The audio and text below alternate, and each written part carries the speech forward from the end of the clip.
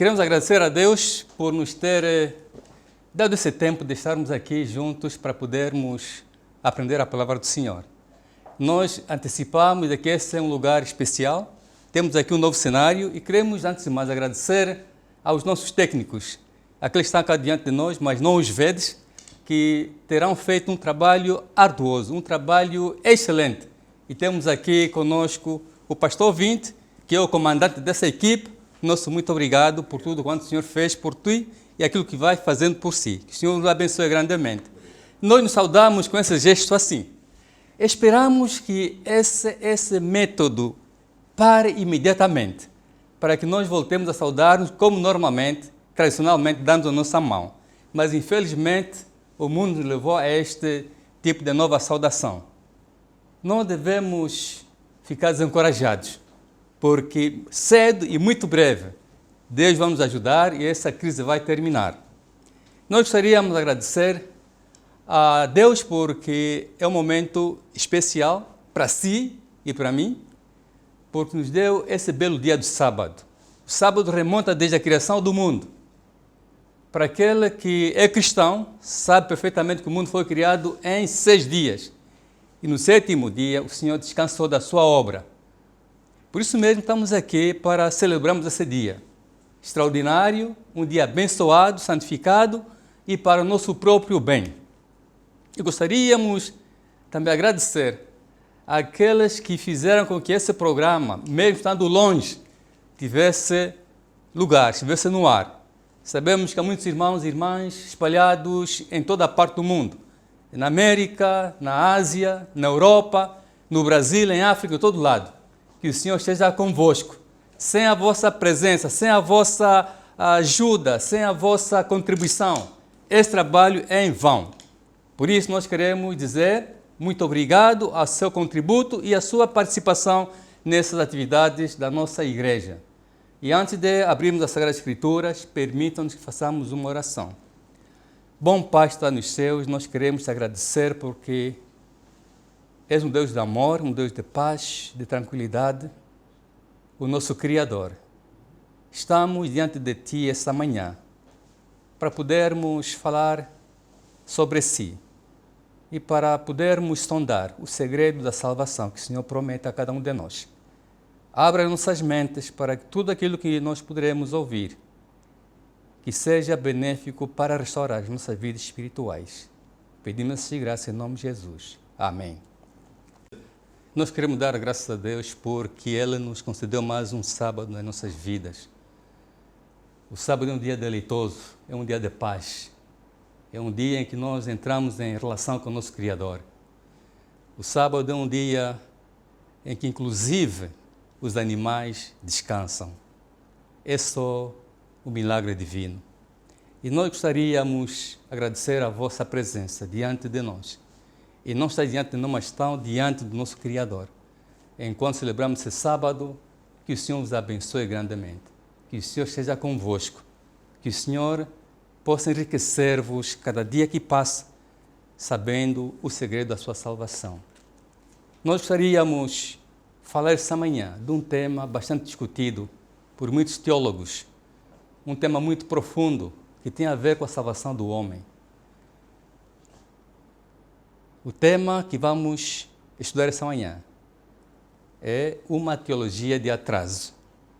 Mas antes de entrarmos nesta secção, nós gostaríamos de dizer aos nossos membros que hoje estamos celebrando o 100º dia das orações iniciadas dia 27 de março de 2020. A Conferência Geral decidiu que a igreja orasse, porque a pandemia estava ceifando muitas almas. E por isso mesmo decidiu que durante 100 dias a Igreja Mundial, todos os membros se unissem em oração, para que Deus pudesse nos ajudar, pudesse proteger-nos, pudesse estar com aqueles que estão tomando conta dos doentes, os médicos, enfermeiros, enfermeiras. E por isso é que nós oramos durante esses 100 dias. Nós não vamos cessar por aí. Dia 4 de julho não significa a cessação das nossas orações, mas vamos continuar a fazê-lo para que o Senhor possa nos ajudar e que essa crise não possa afetar a igreja. E assim nós gostaríamos de dizer de que a igreja, no sétimo dia, tem uma tarefa enorme de anunciar a segunda vinda de Jesus a todos os seres, toda criatura, todas as tribos e línguas, para que todos possam acesso à salvação. Assim sendo, lendo atentamente as Escrituras, vários contemporâneos de Jesus e seus discípulos aguardavam a sua segunda vinda enquanto vivos. E eis aqui alguns exemplos que nós gostaríamos de ler como é que Jesus e os seus discípulos encaravam esta situação. Leamos Mateus capítulo 16, versículo 29 em diante. Porque o Filho do Homem há de vir na glória de seu Pai com os seus anjos, e então retribuirá a cada um conforme as suas obras. Em verdade vos digo que alguns há dos que estão aqui que de maneira nenhuma passarão pela morte, até que vejam o Filho do Homem no seu trono. Na realidade, estes contemporâneos de Jesus morreram e Jesus não veio. O apóstolo Paulo também tinha o mesmo sentimento. Leamos o livro de 1 Tessalonicenses 4, versículos 16 e 17. Paulo falava aos seus contemporâneos em relação à vinda do Messias e à restauração do seu reino. Paulo dizia: porquanto o mesmo Senhor, dada a sua palavra e ordem, ouvia a voz do arcanjo e ressoava a trombeta de Deus, descerá dos céus, os mortos em Cristo ressuscitarão. Primeiro. Depois, nós os vivos, os que ficarmos, seremos arrebatados juntamente com Ele nos ares, e assim estaremos para sempre com o Senhor. Tudo quanto sabemos é que o apóstolo Paulo e os seus contemporâneos morreram e Jesus não veio. O apóstolo João também tinha o mesmo sentimento. Ele estava numa situação em que a pressão subia sobre ele. Anunciava que o reino se estabelecesse. Apocalipse capítulo 22, versículo 7. O nosso apóstolo diz o seguinte: eis que vem sem demora. Bem-aventurado aquele que guarda as palavras da profecia deste livro. Em versículo 12 ele diz: eis que venho sem demora, e comigo está o galardão que tenho para atribuir a cada um segundo as suas obras. Mais adiante, versículo 20, ele diz: aquele que dá testemunho dessas coisas diz: certamente venho sem demora. Vem, Senhor. Nós vemos essas preocupações dos nossos profetas, dos nossos apóstolos. Eles ansiavam ver Jesus voltando brevemente, mas ele não chegou, não veio até aí. Por outro lado, a igreja adventícia do sétimo dia prega sobre a segunda vinda de Cristo desde 1844. Já lá vão aproximadamente 172 anos, mas Jesus não voltou. A pergunta que se coloca é: será que Jesus voltará de novo? Você crê que Jesus voltará de novo? Para ser mais claro, Jesus contou aos seus discípulos em parábolas. A Bíblia conta aproximadamente 39 parábolas, isso é no Novo Testamento. E dentre elas, nós vamos falar sobre duas: as 10 virgens e os 2 servos. Leamos o livro de Mateus 25, versículo 1 em diante. O que é que este capítulo nos diz? Nós vamos lê-lo na íntegra. Então o reino dos céus será semelhante às 10 virgens, que tomando as suas lâmpadas saíram a encontrar-se com o noivo. 5 dentre elas eram loucas e 5 eram prudentes. As loucas, ao tomarem as suas lâmpadas, não levaram consigo azeite. No entanto, as prudentes, além das lâmpadas, levaram azeite nas vasilhas. E tardando o noivo, foram todas tomadas de sono e adormeceram. Mas à meia-noite ouviu-se um grito: eis o noivo! Saía ao encontro. Então se levantaram todas aquelas virgens e prepararam as suas lâmpadas. E as loucas disseram às prudentes: dai-nos de vosso azeite, porque as nossas lâmpadas estão apagando. Mas as prudentes responderam: não, para que não nos falte a nós e a vós outras.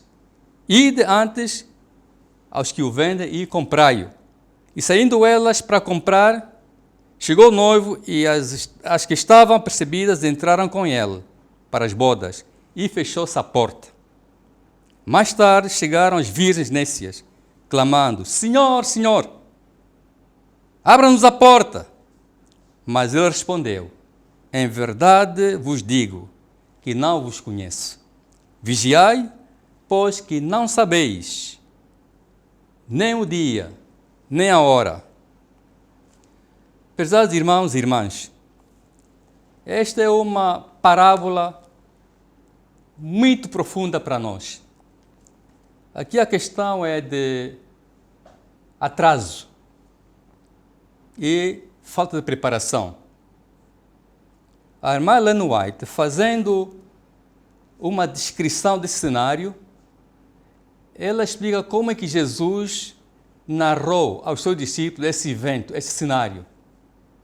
Jesus dizia aos seus discípulos: o cenário que nós vemos aqui é justamente igual àquilo que vai ser a segunda vinda de Cristo.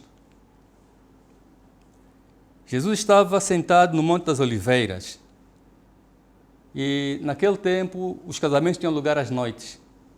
Via-se lá embaixo uma casa iluminada, com muito esplendor, anunciava na realidade um casamento. E segundo a parábola, essas 10 jovens estavam preparadas para o casamento. Obviamente tinham sido convidadas. Entretanto, 10 estavam preparadas para esse grande evento, todas vestidas de branco. Ninguém vai para um casamento mal vestido. Também naquele tempo era a mesma coisa. Entretanto, um fenômeno aconteceu. Ao entrarem já próximo à casa da noiva, notaram que o noivo não estava. Então tiveram que aguardar. Aguardaram, acabaram por dormir. Todas elas adormeceram. Mais tarde ouviu-se o clamor: vem aí o noivo, vem chegando. Então todas acordaram e foram tomadas naquele entusiasmo, naquela excitação, e foram correndo para o encontro do esposo. Mas, entretanto, nessa saída, as loucas aperceberam-se de que não tinha consigo reserva. Não tinha óleo suficiente para que pudesse ir até ao fim do casamento. Entretanto, o que aconteceu? Pediram aos senhores para que fossem comprar. Elas saíram às corridas, foram. Voltaram, encontraram que o noivo já tinha entrado aonde? Na festa. A porta estava fechada. Mas o que se coloca é o seguinte, a pergunta que nós colocamos é a seguinte: por que razão é que essas loucas não entraram? Primeiro, no início não há diferença nenhuma entre elas, porque não há ninguém que poderia convidar quem? Uma louca para a sua festa. Tinham em comum esse sentimento, eram espertos a princípio, mas depois elas adormeceram e disseram para que fossem fazer o quê? Comprar. Elas se levantaram, foram comprar. Uma louca não compra, não tem dinheiro, mas lá se foram, compraram. E voltaram às corridas, mas quando chegaram, a porta estava fechada. Alguém dizia que a diferença entre abrir a porta e fechar foi apenas por alguns milímetros. A porta fechou-se. Em outras palavras, a salvação fechou-se. A irmã Ellen White faz aqui o seu comentário. Na parábola, todas as 10 virgens saíram ao encontro do esposo. Todas tinham lâmpadas acesas. Por algum tempo, não notava diferença entre elas. Assim é com a igreja que vive justamente antes da segunda vida de Cristo. Todos têm conhecimento das Escrituras. Todos ouviram a mensagem da proximidade de Jesus Cristo e confiantemente o esperam. Como a parábola, porém assim é agora. Há um tempo de espera. A fé é provada. E quando se ouvir o clamor, aí vem um esposo, sair-lhe ao encontro. Muitos não estarão preparados. Não têm óleo em seus vasos, nem em suas lâmpadas. Estão destituídos. Para informar de que a salvação não se pode emprestar. Essas senhoritas teriam se salvo, mas não puderam. Teriam se preparado. Poderiam antecipar de que por um motivo ou outro não poderia demorar. Mas tal não aconteceu. Nós devemos ter em conta de que a salvação é individual. Mais uma vez, não se pode emprestar. O facto de que o meu pai é crente, a minha mãe é crente, não significa que nós poderemos gozar a mesma recompensa. Passamos pela segunda parábola. Mateus capítulo 24, versículos 45. Quem é, pôde ser fiel e prudente? Quem o Senhor confiou os seus conservos para dar-lhe o sustento a tempo? Bem-aventurado aquele servo a quem seu Senhor, quando vier, achar fazendo assim. Em verdade vos digo que lhe confiará todos os seus bens. Mas se aquele servo que, sendo mau, disser consigo mesmo, meu Senhor demora-se, e passar a espancar os seus companheiros e a comer e beber com os ébrios, virá o Senhor daquele servo em dia em que não espera e em hora que não sabe, e castigá-lo-á, lançando-lhe a sorte com os hipócritas, e ali haverá choro e ranger de dentes. Esta parábola também anuncia a vinda iminente, surpreendente dos seus patrões. Antes que os patrões viajaram, eles haviam combinado alguma coisa. Nós partimos, vocês vão tomar conta das propriedades. O primeiro fez-o muito bem. E o segundo não o fez. Em vez de preparar as atividades, em vez de pôr as coisas em ordem, ele passou o tempo a passear, bebendo com os ébrios, esbanjando o dinheiro que lhe haviam deixado para tomar conta dos colegas.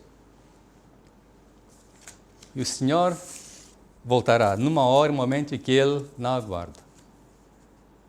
E como resultado, é o castigo. O texto diz aqui, é a morte eterna. Então, para os irmãos e irmãs, essas duas parábolas nos dão uma indicação de como que a vinda de Cristo vai ser uma vinda súbita. Não haverá tempo para tal. A menos que nós nos preparemos cada dia. No último minuto, não teremos tempo. Devemos nos preparar cada dia que passa. A nossa relação com Deus tem que ser diária. E enquanto aguardamos, o que fazermos? Há um lapso de tempo. Muitos lamentam de que o Senhor não volta, o Senhor não volta. Por que razão é que Ele não volta? Será que Ele se esqueceu? Não. Na realidade, há um grande reformador chamado Martinho Lutero. Ele dizia o seguinte: se soubesse que Jesus voltaria amanhã, hoje plantaria uma macieira. A pergunta é, quanto tempo leva que a macieira produza um fruto? Pessoalmente, plantei uma macieira. Passou-se o primeiro ano, segundo, terceiro, quase que ia cortar aquela macieira. Levou mais algum tempo, só me apercebi mais tarde. Alguém me disse, leva tempo, aproximadamente 5 anos, entre 3 a 5 anos. Então Lutero queria dizer o seguinte: sei que o Senhor voltará, eu quero que Ele volte já, mas enquanto aguardo, eu tenho que fazer alguma coisa. eu tenho que trabalhar, não posso ficar com os braços cruzados. Portanto, a demora do Senhor implica a preparação pontual. Certa vez uma senhora estava viajando e num avião confortável. Quando se encontrava já a bordo, ela viu, através da janela, uma ambulância que vinha com as sirenes, luzes azuis. O que acontecia? A ambulância chegou até a porta e tudo quanto ela viu era a movimentação entre o pessoal do bordo. As aeromoças estavam tentando ajustar algumas cadeiras e viram de que havia muita agitação. Essa senhora notou de que havia um homem que estava sendo levado, mas sem muito movimento dos braços. Em todo caso, ela não se preocupou. O avião decolou. A dada altura, houve uma precipitação. E o avião foi sacudido e o senhor quase que caía.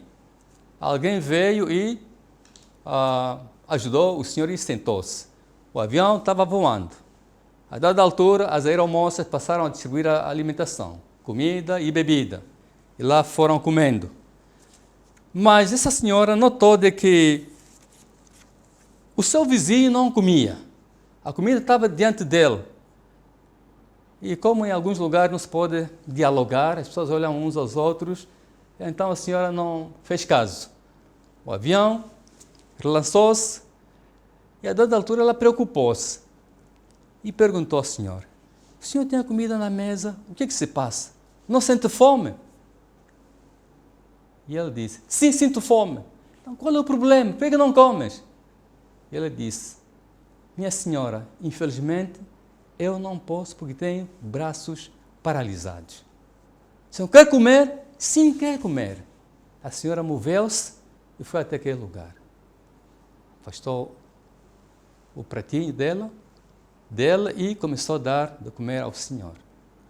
O senhor estava comendo com muita vontade, muita alegria. E naquele momento aquela senhora estava chorando. As lágrimas não se continham, porque notou de que há muitas pessoas que estão sofrendo, mas simplesmente não tem pessoas que podem ajudá-las a comer. Mas aqui no nosso contexto, trata-se aqui de um alimento espiritual. Quantas pessoas têm nos seus lares Bíblias? Nós sabemos que a Bíblia é a palavra de Deus. Alguns dizem que a Bíblia é o pão da vida, o alimento espiritual que nutre a alma. Mas muitas pessoas têm consigo a Bíblia nos seus lares, mas não conseguem descobrir o bem deste alimento espiritual. E a Bíblia deve alcançar muita gente. Todas as pessoas têm direito à salvação. E nós queremos agradecer aqui aos jovens que têm estado a distribuir mensagens por seus telefones, WhatsApp, Facebook e a outros jovens, porque todos carecem de conhecer quem é Jesus. Nós queremos agradecer imenso. E continuem assim, meus queridos jovens, porque se ninguém for partilhar este alimento espiritual, essas pessoas irão perecer. Não haverá meio termo, porque todos têm acesso à salvação. Mas nós queríamos informar aqui ao nosso auditório, vós que nos assistem lá distante, a palavra do Senhor penetra em todos os lados. Ela não é limitada só a alguma classe de pessoas. É extensiva a toda a gente. A Bíblia nos faz referência de um homem que ansiava conhecer quem Jesus era, mas infelizmente não podia, porque não sabia como se expor diante do assunto que ele não conhecia. É a questão do eunuco, chamado etíope. Quem era esse homem? Eunuco era um alto funcionário da rainha Candace. Ele vinha, segundo a história, em Atos capítulo 8, versículo 27, ele vinha de Jerusalém, Vamos ler a partir do versículo 27 em diante. Eis que um etíope, eunuco, oficial de Candace, rainha dos etíopes, o qual era superintendente de todo o seu reino, que viera adorar Jerusalém, estava de volta e, assentado no seu carro, vinha lendo o profeta Isaías. Então disse o Espírito a Filipe: aproxima-te desse carro e acompanha-o. Correndo Filipe, ouviu a ler o profeta Isaías e perguntou: compreendes o que vês lendo? E ele respondeu: como poderei entender se alguém não me explicar? E convidou Filipe a subir e sentar-se junto dele. Mais em diante, vemos aquilo que Filipe estava orientando para que ele fizesse. Perguntou: o que queres que eu faça? Naquele tempo a pessoa lia em voz alta, mas ele viu ela a ler. Então, estava lendo o quê? Estava lendo o livro de Isaías. Foi levado como ovelha ao matadouro e como um cordeiro mudo perante o seu tosquiador. Assim ele não abriu a boca. Na sua humilhação, lhe negaram justiça, que lhe puderam descrever a geração, porque a terra e a sua vida é tirada. Então o eunuco disse a Filipe: peço-te que me expliques o que se refere o profeta. Fala a si mesmo ou de algum outro? Então Filipe replicou, e começando por essa passagem de escritura, anunciou a Jesus. Então vemos aqui esta grande mensagem que este homem levou a compreender o motivo pelo qual as pessoas devem ser ensinadas. Se Filipe não estivesse naquele momento, eu nunca não teria entendido nada, mas teve que lhe explicar. Explicar o quê?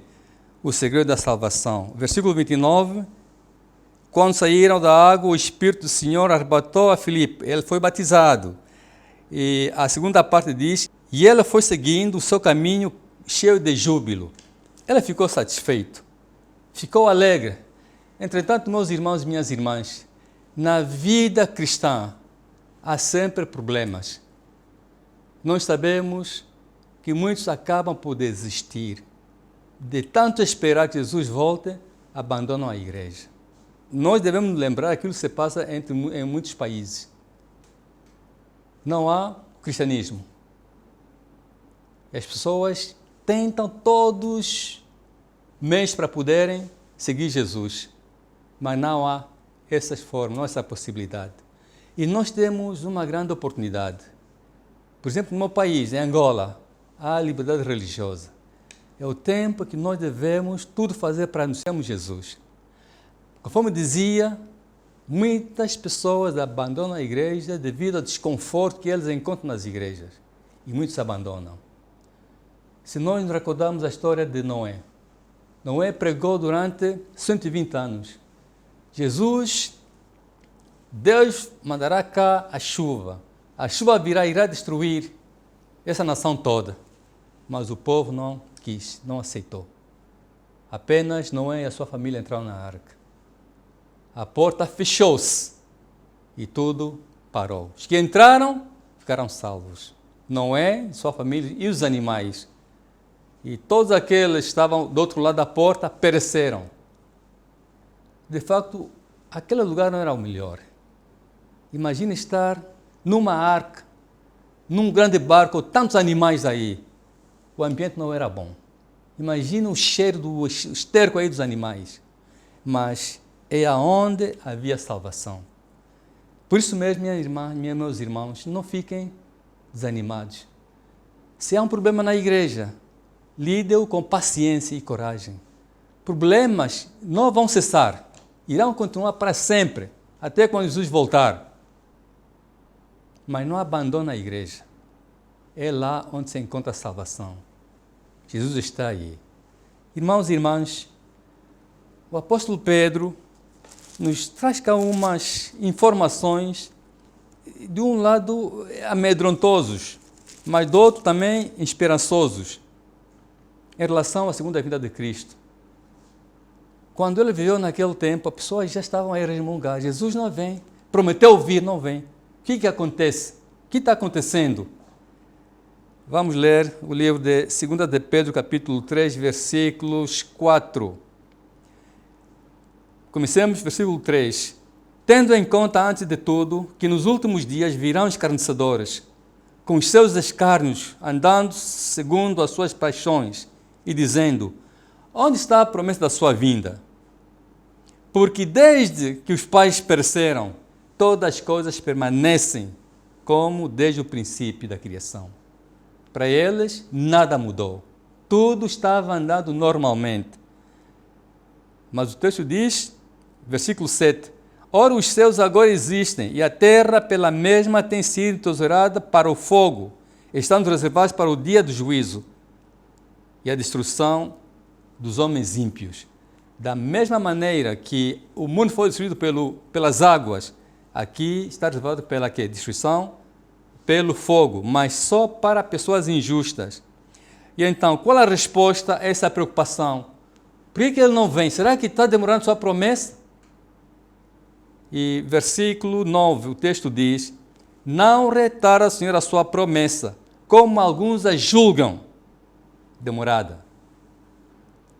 Pelo contrário, ele é longânimo para convosco, não querendo que nenhum pereça, senão que todos cheguem ao arrependimento. Que grande promessa! Que alegria nós temos alguém que nos promete. Ele virá. Se ele se demora, não é porque ele não quer que ele venha. Ele quer que nós façamos alguma coisa, que nós nos arrependamos, que mudemos o nosso estilo de vida, sobretudo para que possamos nos preparar para esse encontro. Quando ele voltar, não haverá meio termo, haverá ou justiça ou condenação, ou salvação ou a morte. Prezados irmãos, prezada irmã, vivemos em tempos difíceis, que nunca houveram desde então, pelo menos nessa nossa geração. O mundo está abalado pelo coronavírus, muito conhecidos por todos. A questão é, será que este clima, essa atmosfera, essa apreensão vai continuar para sempre? Não, terá fim. E esse fim está para breve. Mas a questão é, enquanto aguardamos, o que estamos fazendo? Jesus lançou uma grande promessa. Jesus pronunciou-se da seguinte maneira. Queira ler comigo João capítulo 14. Se tem a sua Bíblia em casa, leamos esse livro. Estamos João capítulo 14. Leamos, já encontrou o texto? Não se turbe vosso coração. Crede em Deus, crede também em mim. Na casa do meu pai, o que é que há? Há muitas moradas. Há muitas moradas. O que isso quer dizer? Há morada para mim e para si. Ninguém vai ficar de fora. E virei outra vez. Para fazer o quê? Para estar consigo na Canaã celestial. Ele virá te buscar, virá me buscar. Se achamos que Deus está demorando a voltar, talvez nos dê uma oportunidade de estarmos próximo dele. Talvez Ele quer que nós mudemos de nosso comportamento. Talvez Ele quer que nós sejamos pessoas ideais, pessoas que anunciam a palavra de Deus, pessoas interessadas com a salvação dos outros. Mas a verdade é, Jesus voltará. Se a sua vontade, se o seu desejo de abraçar Jesus quando voltar, oremos ao Senhor. Baixe a sua cabeça e oremos. Bom Pai, está nos céus, obrigado por nos dar essa ocasião de falarmos sobre Ti, sobre o segredo da salvação. Se temos sentimento de que voltas, mas estás tardando, sabemos que o Senhor tem um plano especial com cada um de nós. Prepare nossos corações, prepare-nos para esse reencontro consigo. Que o Senhor esteja conosco, em nome de Jesus. Amém.